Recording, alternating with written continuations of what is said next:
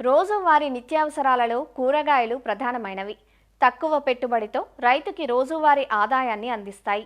Kharif season ప్రారంభమైన వేళ రైతులు కూరగాయ పంటల సాగుకు పొలాలను సిద్ధం చేసుకుంటున్నారు. సాధారణంగా రైతులు కూరగాయ నారును సంప్రదాయ చదును మల్లల్లో నారు పోయడం చేస్తుంటారు.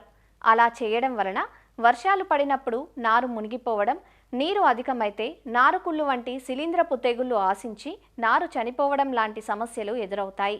అదే నారును ఎత్తైన మళ్లలో పెంచుకుంటే నారుకుళ్ళు సమస్యలు తగ్గుతాయి. ప్రస్తుత కాలంలో నారును ప్రోట్రేలలో పెంచే విధానాన్ని చాలా వరకు పాటిస్తున్నారు.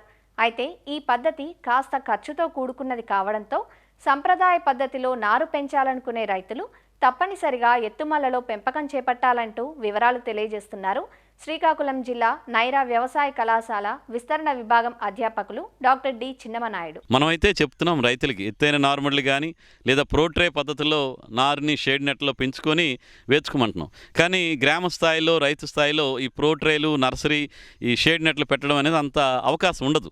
కాకపోతే వాళ్ళ స్థాయిలోనూ ఎత్తైన నారుమడులు తయారు చేసుకొని ఈ కూరగాయల నారు పెంచుకోవడానికి ఆస్కారం ఉంది. దీనివల్ల చాలా లాభాలు. ఒకటి, నారు ఆరోగ్యంగా పెరుగుతుంది. వర్షాకాలంలో వర్షాలు ఎక్కువ పడినా కానీ నీరు నిలవకుండా ఉంటుంది. కాబట్టి ఇలాగ ఎత్తైన నారుమడిలో నారు పెంపకానికి రైతులు ప్రయత్నం చేయాలి. ఇది పద్ధతి ఏంటంటే, మనం ఎక్కడైతే నారుమడి వేస్తామో సారవంతమైనటువంటి నేల ఉండే దగ్గర ఇసుక గరప నేలల్లో కనుక ఈ నారుమడిని పెంచుకుంటే ఆరోగ్యంగా పెరుగుతుంది.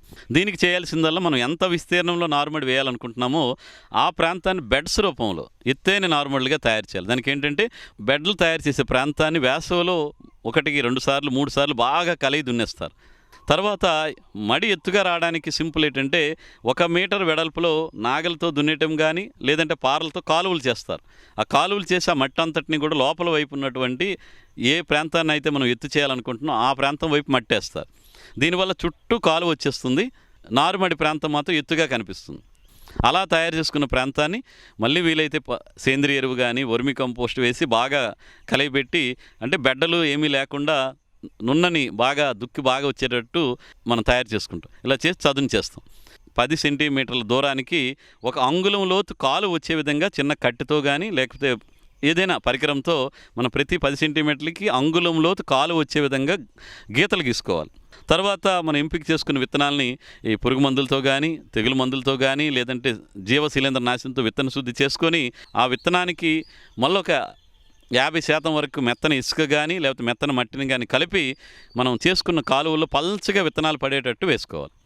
అలా విత్తనాలు వేసిన తర్వాత దానిపైన మెత్తని మట్టిని కానీ మెత్తని ఇసుక కానీ లేదా వర్మి కంపోస్ట్ వేసి చదును చేసేయాలి.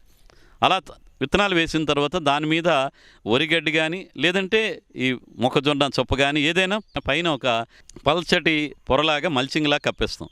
అలా వేసిన తర్వాత విత్తనం మొలకెత్తడానికి కావలసిన నీటిని ఉదయం సాయంత్రం చిలకరించుకుంటూ ఒక 4-5 రోజులు ఈ విధంగా చేయాల్సి ఉంటుంది. తర్వాత అప్పటికి 4వ రోజుకి విత్తనం మొలకెత్తేస్తుంది. అదేవిధంగా మనం ఖరీఫ్లో వేసిన నారు కాబట్టి అధిక వర్షాలు కూడా పడుతుంటాయి అప్పుడప్పుడు. దీనికోసం ఏం చేయాలంటే, మనం నారుకుళ్ళు తెగులు రాకుండా ఉండడానికి కాపర్ ఆక్సీక్లోరైడ్ అనేటువంటి మందుని 3 గ్రాములు 1 లీటర్ నీటికి కలిపి ఈ ఎక్కడైతే నారుమడులు వేసామో దాన్ని రోజ్ క్యాన్ సహాయంతో ఈ వేర్లు అంటే మొక్కల తాలూకా కాండము వేర్లు మొక్క బాగా తడిచే విధంగా ఈ కాపర్ ఆక్సీక్లోరైడ్ ద్రావణాన్ని మనం కనుక డ్రెంచింగ్ అంటాం, నీరు పోస్తే అక్కడ శిలీంధ్ర తెగుళ్ళు అన్నీ కూడా చాలా వరకు తగ్గిపోతాయి. అదేవిధంగా ఇక్కడ చీడపీడలు పురుగులు ఏవైనా వస్తే మనకు వేప నూనె అయితే 1500 ppm వేప నూనె అయితే 5 మిల్లీలీటర్లు 1 లీటర్ నీటికి కలిపి కనుక ప్రతి 15 రోజులకు ఒకసారి పిచికారీ చేసుకోవడం, దానివల్ల పురుగులు అనేవి చాలా వరకు తగ్గిపోతాయి. ఇక పోషక యాజమాన్యంలో భాగంగా ఏం చేయాలంటే, ఈ 319 లేదా 13-0-45 కానీ ఏదైనా కానీ 5 గ్రాములు 1 లీటర్ నీటికి చెప్పుని కలిపి కనుక పిచికారీ చేసుకుంటే చాలా వరకు మనకి మొక్కలు ఆరోగ్యంగా పెరిగి ఎలాంటి ధాతు లోపాలు లేకుండా ఆరోగ్యం పెరగడానికి ఆస్కారం ఉంది. కాబట్టి రైతు సోదరులకి చెప్పేది ఏంటంటే, మీరు ఖరీఫ్ పంటకాలంలో వర్షాలు పడతాయి కాబట్టి పల్లెం పద్ధతిలో కాకుండా ఎత్తైన నారుమడి పద్ధతిలో కనుక కూరగాయలు నారు కనుక పెంచుకుంటే అన్నీ కూడా ఆరోగ్యకరమైనటువంటి నారుని తీసుకోవడానికి ఆస్కారం ఉంటుంది. కాబట్టి మరి ఎత్తైన నారుమడిలలో కూరగాయల నారు పెంపకాన్ని అలవాటు చేసుకోవాల్సిందిగా రైతు సోదరుల్ని కోరుతున్నాను.